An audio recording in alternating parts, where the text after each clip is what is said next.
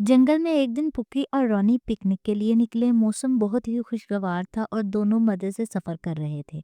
चलते चलते रॉनी ने अचानक एक तरफ इशारा किया और जोर से बोला, पुकी देखो वो पहाड़ चमक क्यों रहा है।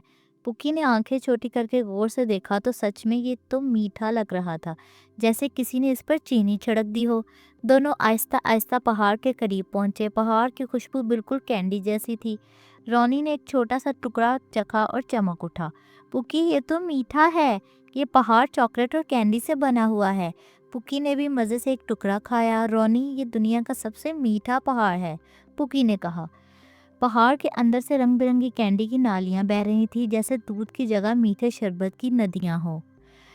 और दरख्तों पर कैंडी, जेलीज और लॉलीपॉप लगे हुए थे।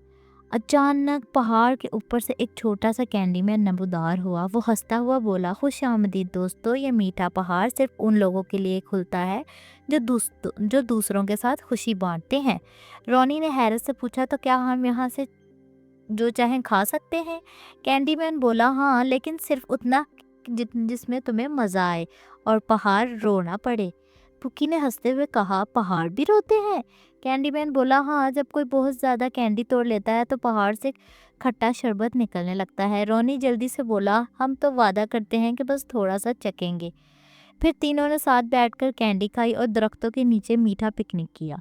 कुछ लॉलीपॉप, कुछ चॉकलेट और नालियाँ, एक और कुछ हस्ती गेम गमीज।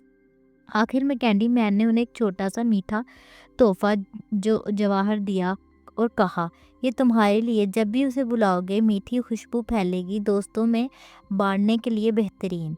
पुकी और रोनी खुशी से बोले, शुक्रिया कैंडी मैन, आज तो हमारा सबसे मीठा दिन था।